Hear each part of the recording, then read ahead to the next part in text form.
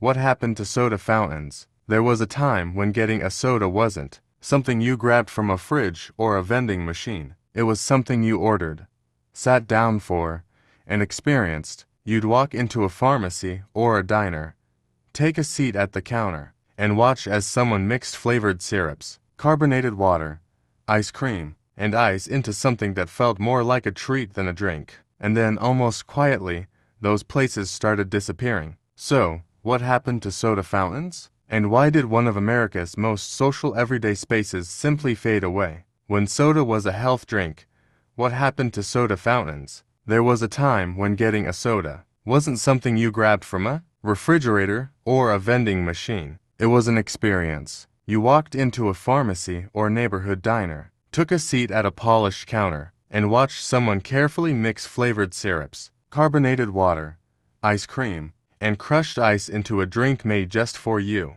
For decades, soda fountains were woven into everyday American life. They were places where people met friends after school, chatted with neighbors, and lingered over milkshakes and ice cream sodas. But over time, these once common gathering spots quietly disappeared. The decline of soda fountains reflects not just a change in how people drank soda, but also a broader shift in American culture toward speed, convenience, and efficiency. The origins of soda fountains go back much further than most people realize. In the 1700s and 1800s, carbonated water was associated with health and medicine. Many people believed naturally carbonated mineral waters could improve digestion and treat illnesses. Pharmacists became some of the earliest experimenters with artificial carbonation, creating fizzy drinks that were originally sold as wellness product rather than indulgences. Early soda was not viewed as junk food, it was closer to a medicinal tonic. As carbonated beverages grew more popular, pharmacies began installing soda fountains inside their stores. These fountains quickly transformed drugstores into social spaces. Customers no longer came only for prescriptions or remedies. They also came to sit, talk, and enjoy flavored drinks prepared in front of them. The local pharmacy became part cafe, part community center, and part medical shop. In many towns, it served as one of the few casual public spaces where people of different ages gathered regularly. By the early and mid-1900s, soda fountains had reached their golden age. Nearly every neighborhood seemed to have one. Teenagers met there after school, families stopped in for desserts, and workers grabbed quick lunches at the counter. The atmosphere mattered as much as the drinks themselves. Rows of stools, polished chrome fixtures, paper hats worn by soda jerks, and the sounds of clinking glasses created a recognizable piece of American culture. Soda fountains were social spaces designed for conversation and lingering, not speed. But after the 1950s, American habits began to change. Fast food chains expanded rapidly, offering quicker service and highly standardized menus. Bottled and canned soft drinks became widely available in supermarkets, vending machines, and convenience stores. Instead of sitting at a counter waiting for a hand-mixed drink, customers could simply buy a soda and take it with them. Suburban growth and car culture accelerated this shift. Daily life became increasingly centered around driving, commuting, and moving quickly from place to place. Restaurants adapted by emphasizing convenience, takeout service, and efficiency. Lingering at a soda fountain no longer fit the rhythm of modern life. At the same time, pharmacies themselves evolved. Small independent drugstores were gradually replaced by larger retail chains, focused on maximizing shelf space and streamlining operations. Soda fountain counters required employees, seating areas, equipment, and extra time for service. What had once been the centerpiece of the neighborhood pharmacy eventually became an impractical use of space. Today, soda fountains survive mostly as nostalgia. A handful of retro diners and specialty shops recreate the old experience, with chrome counters, milkshakes, and classic ice cream sodas. But these places are now treated as historical throwbacks rather than everyday gathering spots. What disappeared was more than a style of serving soda. Soda fountains represented a slower, more social form of public life, one built around conversation, routine, and small moments shared with strangers and neighbors. Modern convenience made drinks faster and easier to get, but it also removed many of the communal spaces that once brought people together in ordinary daily life. The pharmacy becomes a social place. In the late 1800s and early 1900s, the neighborhood pharmacy was far more than a place to pick up medicine. Long before coffee shops and fast food chains became everyday gathering spots, pharmacies often served as informal, social centers where people came, not only for remedies, but also for conversation, relaxation, and community. One of the biggest reasons for this transformation was the rise of the soda fountain. As carbonated drinks became more popular in the 19th century, pharmacists began installing soda fountains inside their stores. Originally, many fizzy drinks were connected to health claims. Carbonated mineral water was believed to aid digestion and improve well-being, and pharmacists experimented with flavored syrups and tonics that were marketed as refreshing and beneficial. Because these drinks were prepared by people associated with medicine, customers often viewed them as trustworthy and even somewhat healthy. But the soda fountain quickly became something larger than a medical trend. People discovered that pharmacies offered something many towns and neighborhoods lacked: a clean, comfortable public place where they could sit and spend time. Customers would pull up a stool at the counter, order a soda or milkshake, and talk with friends,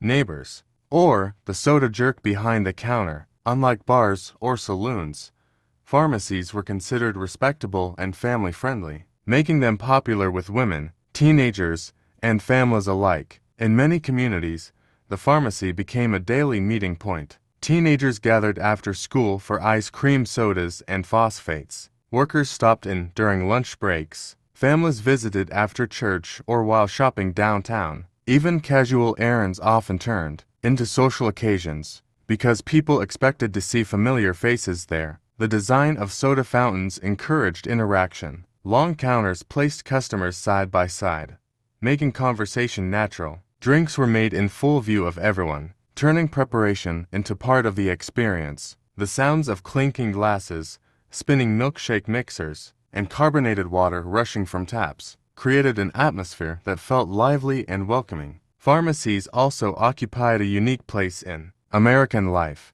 because they combined practicality with hospitality. A person might enter to buy toothpaste or medicine and stay for a sandwich, a soda, or a conversation. In an era before televisions, smartphones, and social media, these small public spaces played an important role in everyday social life. They helped create a sense of routine and local connection. During the early and mid-1900s, soda fountains became symbols of small-town America and urban neighborhood culture alike. Hollywood films, advertisements, and magazines often portrayed them as cheerful gathering places filled with laughter, flirting teenagers, and friendly conversation. The pharmacy soda fountain represented a version of public life, built around familiarity and face-to-face interaction. Over time, however, that role began to fade. Fast food restaurants, convenience stores, and chain pharmacies shifted attention towards speed and efficiency. Large retail drugstores focused more on shelves, prescriptions, and quick transactions than on seating areas and social gathering. Maintaining a soda fountain required space, staff, and time, things modern retail increasingly tried to minimize. As soda fountains disappeared, pharmacies lost much of their role as neighborhood social hubs. What remained was a more transactional experience focused on convenience rather than community. Today, it is difficult to imagine a pharmacy functioning as a place where people gather to relax and socialize. Yet for generations, the local drugstore was one of the most important everyday meeting places in American life. It was where medicine, hospitality, and community unexpectedly came together around a simple glass of soda. The golden age of soda fountains. By the early 20th century, soda fountains had become one of the most recognizable parts of everyday American life. Found inside pharmacies, diners, department stores, and lunch counters, they were more than places to buy a drink. They were social landmarks woven into the rhythm of daily life. For several decades, especially from the 1920s through the 1950s, soda fountains reached what many consider their golden age, at a time before television dominated evenings and before fast food reshaped public dining. Soda fountains offered something simple but powerful: a place to gather. The atmosphere of a classic soda fountain was instantly recognizable. Long counters lined with polished chrome stools stretched across brightly lit rooms. Behind the counter, soda jerks mixed drinks by hand, combining flavored syrups, carbonated water, cream, and scoops of ice cream with practiced speed. Customers could order cherry phosphates, root beer floats, banana splits, milkshakes, and ice cream sodas while watching the entire process unfold in front of them. Part of the appeal was the experience itself. Unlike bottled soft drinks, fountain sodas felt personal and freshly made. Every drink was prepared to order, often with a bit of showmanship. The sounds of fizzing carbonation, clinking glasses, and spinning milkshake mixers became familiar parts of American public life. But the popularity of soda fountains had less to do with soda alone and more to do with what the spaces represented socially. For teenagers, soda fountains became one of the few acceptable public gathering places. After school, students filled the counters, sharing fries, drinking milkshakes, and talking for hours. In many communities, the soda fountain became associated with youth culture, dating, and friendship. It was common to meet classmates there before football games, after movies, or on weekends. Families also made soda fountains part of everyday routines. Parents brought children in for treats after shopping downtown or attending church. Workers stopped by during lunch breaks for sandwiches and coffee. Elderly customers visited not only for refreshments, but also for conversation and familiarity. The soda fountain created a rare environment where people of different ages and backgrounds shared the same public space comfortably. The design of soda fountains encouraged social interaction. Customers sat shoulder to shoulder along counters, often speaking with strangers or neighbors nearby. Unlike modern grab-and-go restaurants, these spaces invited people to linger. Time moved more slowly there, and conversation was considered part of the experience rather than a distraction from it. Soda fountains also reflected the optimism and consumer culture of 20th century America. Bright interiors, cheerful service, and inexpensive treats gave people a sense of comfort and normalcy during difficult periods, such as the Great Depression and World War II. Even during economic hardship, a soda or milkshake remained a small luxury many people could still afford. Popular culture helped elevate soda fountains into national symbols. Movies, advertisements, and magazines frequently portrayed them as idealized community spaces filled with romance, laughter, and youthful energy. The image of teenagers sharing a milkshake at a soda counter became one of the most enduring scenes in American cultural memory. At their peak, soda fountains represented more than food or drink. They embodied a style of public life centered on community, routine, and face-to-face interaction. People came not only because they wanted soda, but because they wanted connection. Although most soda fountains disappeared during the second half of the 20th century, their influence remained strong in American nostalgia. They are remembered not simply because of the drinks they served, but because of the atmosphere they created, a world where everyday life unfolded slowly across a counter, one conversation at a time. The shift toward speed and convenience. By the middle of the 20th century, soda fountains were still deeply connected to American social life, but the culture surrounding them was beginning to change. The same country that once embraced slow conversations over hand-mixed sodas was rapidly becoming a nation focused on efficiency, mobility, and convenience. Over time, these cultural shifts would gradually push soda fountains out of everyday life. One of the biggest forces behind this transformation was the rise of fast food. After World War II, fast food chains expanded quickly across the United States. Restaurants such as drive-ins and burger chains promised something soda fountains could not: speed. Customers no longer needed to sit at a counter waiting for a soda jerk to prepare drinks by hand. Meals became standardized, inexpensive, and available almost instantly. Businesses realized they could serve far more people by prioritizing quick turnover rather than encouraging customers to linger. At the same time, bottled and canned soft drinks became widely available. Improvements in manufacturing, refrigeration, and distribution made it easy for people to buy soda almost anywhere. Grocery stores, vending machines, gas stations, and convenience stores allowed customers to grab a drink without sitting down or interacting with anyone behind a counter. Soda changed from an experience into a portable product. This shift reflected larger changes happening throughout American society. During the 1950s and 1960s, suburban expansion dramatically reshaped daily life. Families moved farther from city centers, and cars became essential to transportation. Americans increasingly lived in spaces designed around driving rather than walking. Instead of gathering at neighborhood pharmacies or downtown lunch counters, people spent more time moving between home, work, shopping centers, and highways. Businesses adapted to this new lifestyle by emphasizing convenience above all else. Drive-through windows, take-out service, disposable packaging, and self-service dining became symbols of modern efficiency. The idea of sitting for long conversations at a soda fountain no longer matched the faster pace of post-war life. Television and home entertainment also played a role. Earlier generations often visited soda fountains because public spaces provided entertainment and social interaction. But, as televisions became common in homes, many families spent more evenings indoors. Public gathering spaces slowly lost some of the central role they once held in community life. Economic factors contributed as well. Soda fountains required staff, equipment, seating areas, and time-intensive service. Handcrafting drinks and maintaining counters became less practical in an economy increasingly focused on reducing labor costs and maximizing efficiency. Selling bottled soda was simply cheaper and easier than operating a full-service fountain.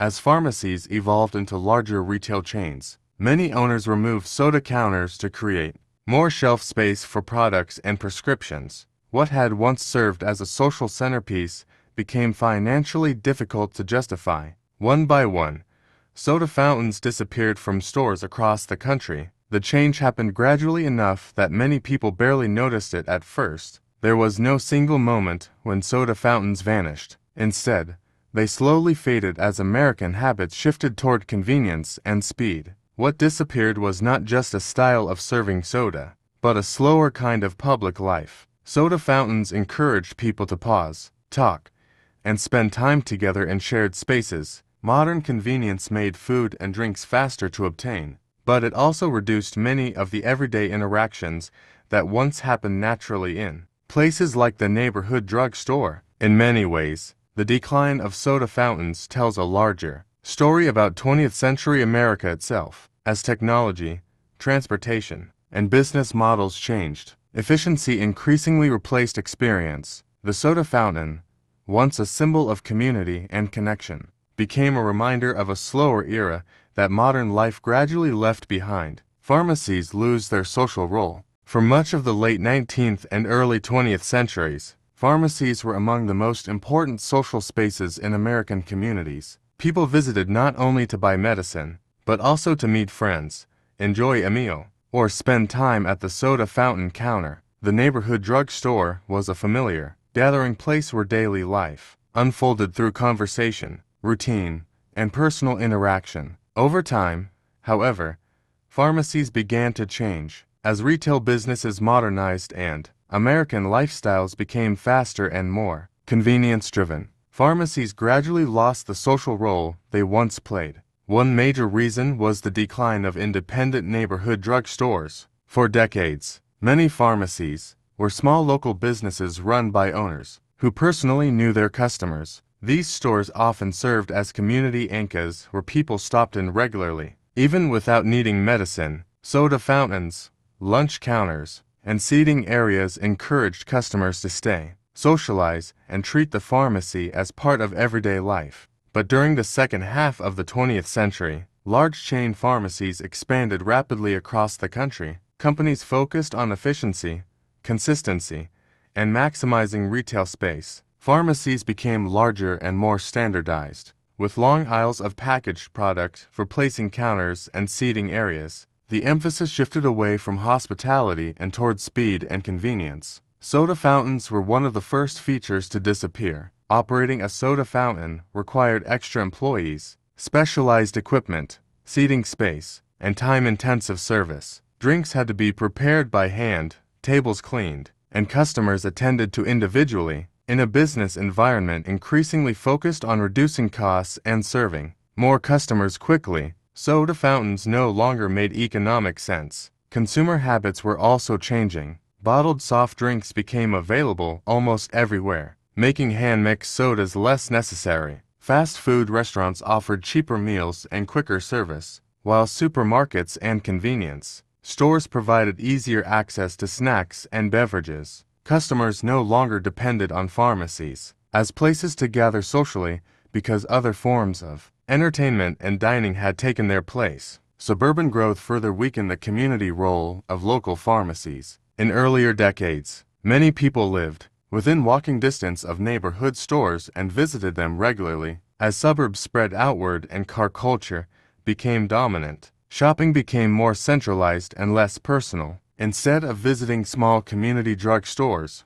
people drove to larger commercial centers, designed for efficiency and high-volume traffic. At the same time, pharmacies themselves became more medically focused. Prescription services grew increasingly complex, requiring more space for medications, insurance systems, and healthcare operations. The image of the pharmacist shifted from neighborhood host to healthcare professional. While pharmacies remained essential businesses, they became less connected to social gathering and casual community interaction. The physical design of pharmacies reflected this cultural shift. Older drugstores often featured stools, counters, booths, and open spaces where customers naturally interacted. Modern pharmacies emphasized aisles, checkout lines, fluorescent lighting, and quick transactions. People entered with a specific purpose and usually left immediately afterward. As these changes took place, something subtle but important disappeared from public life. Pharmacies had once provided a shared space, where people of different ages and backgrounds regularly crossed paths. Casual conversations, familiar routines, and spontaneous encounters helped strengthen local communities in ways that were easy to overlook at the time. Today, most pharmacies function primarily as retail and healthcare spaces, rather than community gathering places. The soda fountains and lunch counters that once encouraged people to slow down and socialize survive mostly in memory and nostalgia. The loss of the pharmacy's social role reflects a broader transformation in modern life. As businesses became more efficient and convenience became the priority, many everyday public spaces stopped being places to gather and became places simply to pass through. What remains today? Although the golden age of soda fountains has long passed, the idea of the soda fountain has never disappeared completely. Today, remnants of that culture still survive in scattered diners,